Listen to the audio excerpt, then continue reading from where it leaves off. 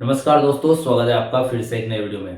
तो दोस्तों 23 मार्च 2026 को जो हड़ताल हुई है, ठीक है, ये एक तरीके से हड़ताल क्यों की गई? क्योंकि अफोर्डेबिलिटी क्लॉज हटाना है, जो कि वेतन वृद्धि और पेंशन वृद्धि के बीच में आ रही एक दीवार है। इसको हटाने के लिए यहाँ पर सरकार से पहले मीटिंग्स पे मीटिंग की गई थी, यूनियनों ने बहुत प्रयास किया था, लेकिन ऐसा सरकार ने हमेशा एक ही चीज़ का हवाला दिया है कि कंपनी घाटे में है, नहीं हट सकता, ठीक है। तो मीटिंग से कुछ नहीं हुआ, तो यहाँ पर यूनियनों को ये हड़ताल करना पड़ा, ठीक है। 23 मार्च को जो ये हड़ताल हुई है, ठीक है, इसके बाद 30 मार्च को कोर्ट का पेंशनर्स के हक में फैसला आने वाला है, यानी कि कोर्ट की अंतिम सुनवाई आने वाली है सरकार और पेंशनर्स के बीच में जो युद्ध चल रहा है, जो कोर्ट केस चल रहा है उसकी। अभी आप जरा ये सोच के देखिए, अगर इनकेस 23 मार्च की हड़ताल हो गई है, इसके बाद कोई जवाब नहीं आता है, ठीक है, सरकार नहीं झुकती है, इसके बाद 30 मार्च में भी अगर सरकार वैलिडेशन एक्ट लगा देगी और बोल देगी कि भाई साहब मैं सुप्रीम कोर्ट में जाऊंगी, मैं यहाँ पर ये मेरे मेरे पक्ष में फैसला नहीं आया, और वो सरकार को संतुष्टि नहीं हुई फैसले से, तो वो सुप्रीम कोर्ट में जाएगा, ठीक है, आगे जाकर। तो ऐसी स्थिति में जो यूनियंस है, कर्मचारी है या फिर पेंशनर्स है, वो क्या करेंगे? क्या वो फिर से अनिश्चितकालीन हड़ताल घोषित करेंगे, या फिर कोर्ट केस का इंतजार करेंगे, या फिर हड़ताल वगैरह करेंगे फिर से? आज इस वीडियो में डिटेल तरीके से इस बात की जानकारी देने वाला हूं कि अगर 23 मार्च के हड़ताल के बाद कुछ नहीं होता है, 30 मार्च की कोर्ट केस जो चल रहा है अंतिम सुनवाई में भी कुछ नहीं होता है, तो क्या करेंगे आखिर कर्मचारी? तो चलिए इस बात की जानकारी आज इस वीडियो में आपको देने वाला हूं। चैनल पर नए हो तो सब्सक्राइब करें। मेरा नाम है सुनील विश्वकर्मा। जानकारी यूजफुल लगे तो लाइक करके जरूर जाना। चलिए दोस्तों, बढ़ाते हैं वीडियो को आगे। तो दोस्तों देखिए, ये थोड़ा सा बहुत ही गंभीर मुद्दा है, और क्योंकि यहाँ पर 23 मार्च की इतनी बड़ी हड़ताल करने के बाद भी अभी तक तो कोई ऐसे यहाँ पर न्यूज़ निकल कर नहीं आई है कि सरकार झुकी है, अफोर्डेबिलिटी क्लॉज में यहाँ पर रिलैक्सेशन मिली है, ठीक है, या फिर बोर्ड के अप्रूवल के बाद डोट ने यहाँ पर अप्रूवल दिया है, फाइल आगे बढ़ी है, ऐसा कोई न्यूज़ निकल कर नहीं आई अभी।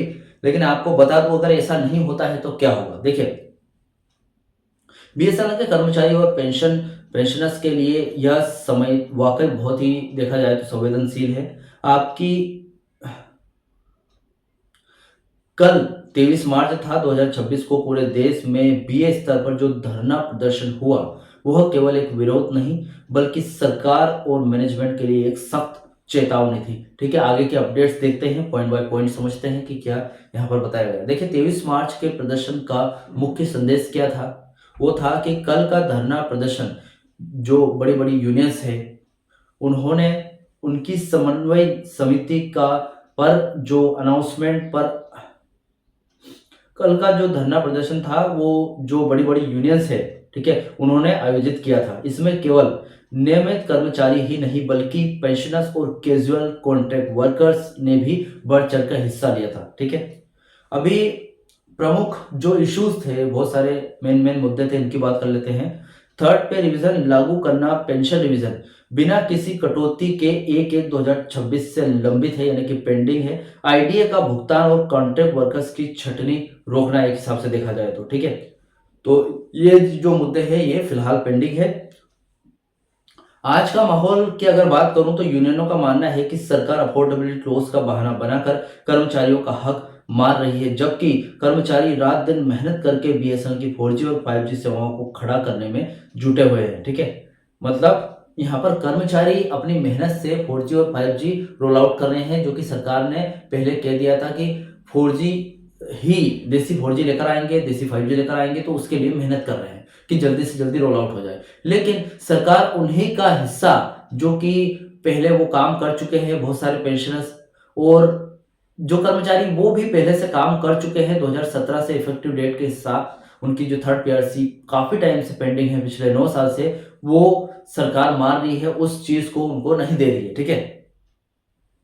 30 मार्च की तारीख बहुत ही अहम है। पेंशन रिवीजन के और वेतन संशोधन से जुड़े मामलों पर कोर्ट का रुख ये तय करेगा कि लड़ाई कानूनी रास्ते पर रहेगी या फिर सड़कों पर उतरेगी, ठीक है।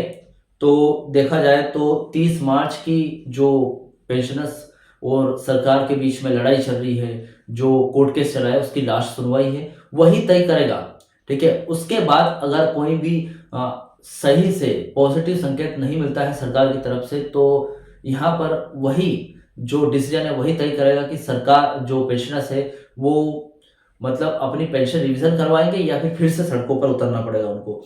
अगला नतीजा नहीं निकला तो क्या होगा? देखिए, यूनियनों के भीतर यह राय बहुत मजबूत हो रही है कि तारीख पे तारीख का जो खेल है अब बंद होना चाहिए। 23 मार्च के धरने के दौरान भी कई नेताओं ने संकेत दिए हैं कि यदि 30 मार्च के बाद भी सरकार टस से मस नहीं होती है तो संघर्ष के अगले चरण में दिल्ली कूच और अनिश्चितकालीन हड़ताल की एकमात्र विकल्प बचेंगे। ठीक है, यानी कि 30 मार्च के बाद भी अगर कोई फैसला नहीं निकलता है तो जो अनिश्चितकालीन हड़ताल है या फिर काम रोको, जब तक कि उनकी मांगे पूरी नहीं हो जाती तब तक, ठीक है, काम रोको का अनाउंसमेंट हो सकता है। और बस यही ऑप्शन बचेंगे पेंशनर्स और कर्मचारियों के पास। ठीक है, क्या काम बंद हड़ताल ही एकमात्र आखिरी रास्ता है? तो देखिए, यूनियनों के बीच इस पर विचार विमर्श तेज हो गया है कि जो प्लानिंग कुछ इस तरीके से बन सकती है। पहले तो ब्लैक वीक, ठीक है, काला सप्ताह जिसको बोलते हैं, जैसा कि कुछ एसोसिएशन, बड़े बड़े एसोसिएशन है, उन्होंने चर्चा की है कि मार्च के आखिरी हफ्ते में ब्लैक डे या फिर ब्लैक वीक मनाकर विरोध को और तेज किया जा सकता है, यानी कि पूरे वीक काम बंद कर दो। मतलब एक हफ्ता अगर बीएसएनएल में काम बंद रहा तो आपको अफोर्डेबिलिटी क्लोज चुटकियों में मिल जाएगा। ठीक है, लेकिन इस तरीके को आजमाने से पहले देख लेते हैं कि 23 मार्च के हड़ताल का यहाँ पर असर पड़ा है या नहीं। 23 मार्च की हड़ताल के बाद अगर बोर्ड अप्रूवल दे देता है, डोट अप्रूवल दे देता है, ठीक है, थर्ड पीआरसी को 15% फिटमेंट को अफोर्डेबिलिटी क्लोज में एक्सेप्शन दे देता है, तो वो अलग बात है। और 30 मार्च की लास्ट अंतिम सुनवाई है, उसको भी देख लेते हैं कि उसमें क्या निकल कर आता है। ठीक है, उसके बाद हम ब्लैक वीक बना सकते हैं। ठीक है, अभी यहां पर एक और बात निकल कर आ रही है कि चलो दिल्ली अप्रैल के पहले या दूसरे हफ्ते में दिल्ली में एक विशाल रैली का दबाव बनाया जा सकता है। ठीक है, उसके बाद अनिश्चितकालीन हड़ताल की बात करूं तो यह एक तरीके से ब्रह्मास्त्र होगा जो सरकार का जो वैलिडेशन एक्ट है उस पर भी भारी पड़ेगा। यूनियन जानती है कि हड़ताल से सेवाओं पर असर पड़ेगा, जिससे आम जनता परेशान होगी, लेकिन कर्मचारियों के पास अब खोने के लिए कुछ भी नहीं बचा है। ठीक है, यानी कि देखिए, कर्मचारी को सैलरी मिल रही है सेकंड पीआरसी के तहत, महंगाई के हिसाब से विशेष भत्ता मिल रहा है, लेकिन उनकी सैलरी इंक्रीमेंट पीछे 9 साल से रुका हुआ है। ठीक है, तो अभी कर्मचारी चाह रहे हैं, उनको पता है कि अगर वो हड़ताल करते हैं तो जो आम यूजर है, बीएसएनएल यूजर परेशान होगा, लेकिन फिर भी उनको करना पड़ेगा क्योंकि उनकी जिंदगी, उनकी रोजी रोटी का सवाल है। ठीक है, आज के कड़वे सच की अगर बात करूं तो सरकार ने हाल ही में आईडीए के आदेशों में कुछ ऐसी शर्तें, ठीक है, पैरा 5 जोड़ने की कोशिश की है जिससे वित्तीय बोझ का हवाला देकर भुगतान रोका जा सके। यह साफ दिखाता है कि बिना किसी बड़े दबाव जैसे स्ट्राइक के सरकार आसानी से झुकने वाली नहीं। ठीक है, यानी कि देखिए, यहाँ पर कुछ आदेश दिए गए हैं जहां पर ऐसी शर्त है कि मतलब कुछ ऐसे नियम निकाला जाए कि हम अगर बोझ का बहाना देंगे कर्मचारियों और पेंशनर्स को तो वो उनको पता चल जाएगा कि अब कंपनी थोड़े थोड़े मुनाफे में जा रही है, फिर भी हम बोझ का कारण बता रहे हैं उनको।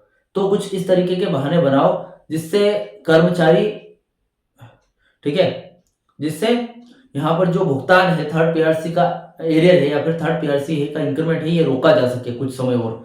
ठीक है, तो इस तरीके से देखा जाए तो सरकार इतनी आसानी से झुकने वाली नहीं है।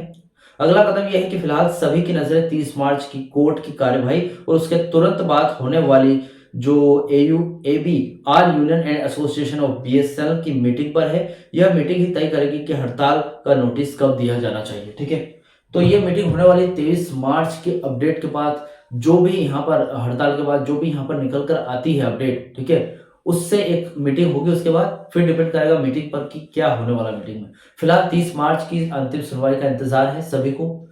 जो भी अपडेट निकल कर आएगी मैं जरूर वीडियो में बैक टू बैक लाता रहूंगा। ठीक है, फिलहाल इस वीडियो से रिलेटेड जो भी आपके डाउट क्वेश्चन वगैरह हो तो मुझे कमेंट बॉक्स में कमेंट कर सकते हैं। वीडियो अच्छा लगा तो वीडियो को लाइक कमेंट से जरूर करें। मिलते हैं दोस्तों नेक्स्ट वीडियो में। सी यू सून।